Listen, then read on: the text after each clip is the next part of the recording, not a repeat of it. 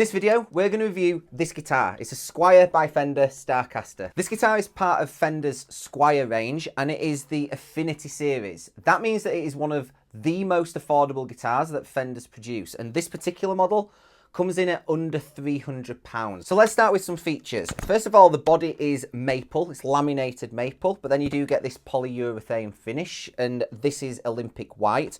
You get two humbuckers, bridge and neck, and a three-way selector.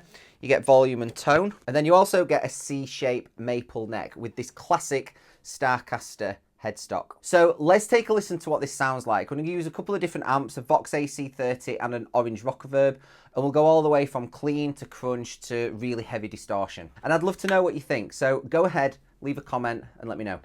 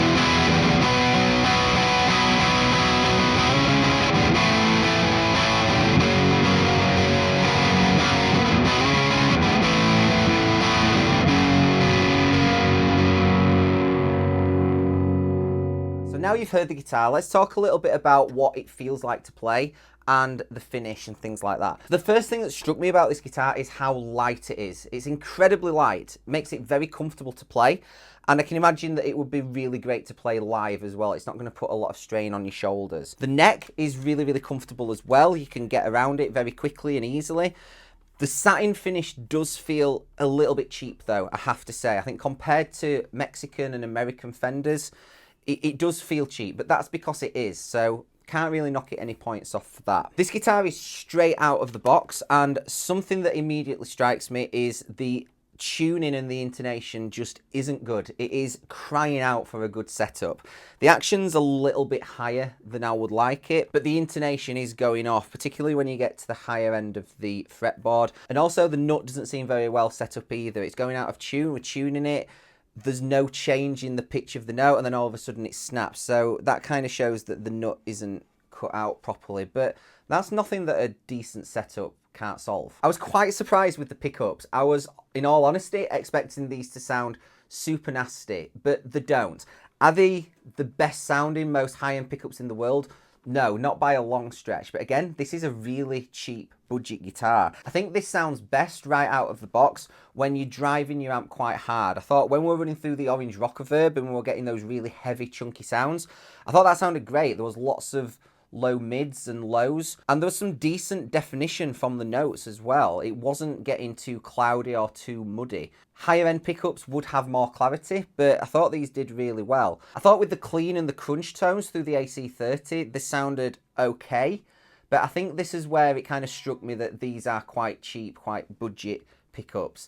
It didn't sound as clear, it sounded a little bit muddy and a little bit muffled. But overall, for the price, I don't think they're bad at all. So overall, I think this is a very, very good guitar for the price. I think if you're just learning, just starting out, and you really like the hollow body design, you may be inspired by Oasis, Foo Fighters, maybe something like that, where they do use these kind of guitars, I think this is going to be a great starting guitar. I think if you are a more experienced player, then you're probably going to want to do a few mods and do a few bits to it. This guitar was bought by a good friend of mine literally just yesterday, and his intention is to use it for playing live in a pop rock band. And I think for that it will do really, really well. I think it'll be a great live guitar. However, he did buy it with the intention of doing a few mods to it. So tomorrow, this guitar is going to a guitar tech. It's going to have a full setup. We're expecting it needing a fret level. We're going to fix the intonation. We're going to fix the neck, the nut.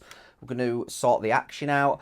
And we're also swapping the pickups to something a little bit more high-end. So definitely check back to this channel because I will do an updated video on this guitar when it comes back from the luthier and it's got it set up and it's got those new pickups, and I will put together a comparison of before and after, and we'll be able to compare the sound. Now, if you're a singer-songwriter or you're playing a band, basically if you're releasing music in any way, shape or form, then I've got something that is certainly going to be of interest to you. No doubt one of the biggest struggles you have as a songwriter is getting your music heard by tens of thousands, if not millions of people.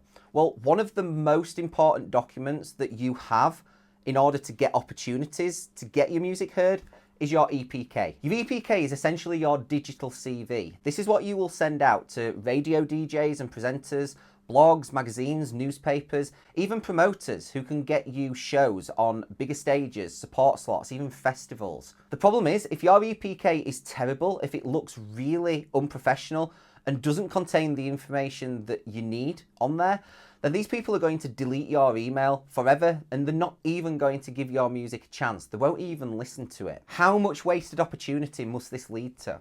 Well, I've come up with a solution to this problem, and I've created an EPK template. With this template, you can design a stunning looking professional EPK that crucially contains all of the relevant information that needs to be on there. And the best part is, it's completely free and it's super simple and quick to use. You can have it up and running, ready to go, literally within minutes. The link's in the description below. Go and check it out.